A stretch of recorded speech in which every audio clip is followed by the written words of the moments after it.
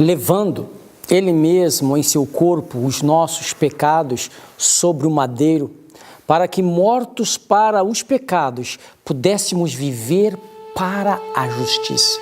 E pelas suas feridas fostes sarados. 1 Pedro 2,24. No mesmo tempo em que esperavam os discípulos de Cristo ver o Senhor ascender ao trono de Davi, viram-no ser agarrado como malfeitor, açoitado, escarnecido, condenado e suspenso à cruz do Calvário.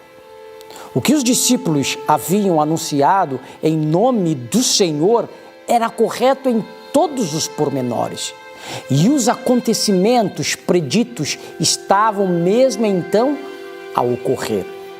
O tempo está cumprido e o reino de Deus está próximo. Marcos 1,15. Havia sido a sua mensagem. E o reino de Deus que eles declararam estar próximo foi estabelecido pela morte de Cristo. Este reino não era como eles haviam sido ensinados a crer, um domínio terrestre. Tampouco devia ser confundido com o reino futuro, eterno, no qual todos os domínios o servirão e lhe obedecerão. Daniel 7,27. Conforme é usada na Bíblia, a expressão reino de Deus designa tanto o reino da graça como o de glória. O reino da graça foi instituído imediatamente depois da queda do homem.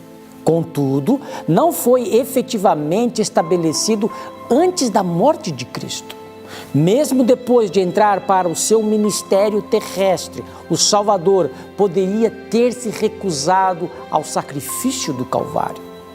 No Getsêmani, a taça de amarguras tremia-lhe na mão. Ele poderia, naquele momento, ter enxugado o suor de sangue da fronte, abandonando a graça criminosa, para que perecesse em sua iniquidade. Houvesse ele feito isto, e não teria havido redenção para o homem caído. Quando, porém, o Salvador rendeu a vida e em seu último alento clamou: está consumado. Assegurou-se naquele instante o cumprimento do plano da redenção. Ratificou-se a promessa de libertamento feita no Éden ao casal pecador. O reino da graça, que antes existira pela promessa de Deus, foi então estabelecido. Destarte, a morte de Cristo, o próprio acontecimento que os discípulos encararam como a destruição final de suas esperanças, foi o que as confirmou para sempre.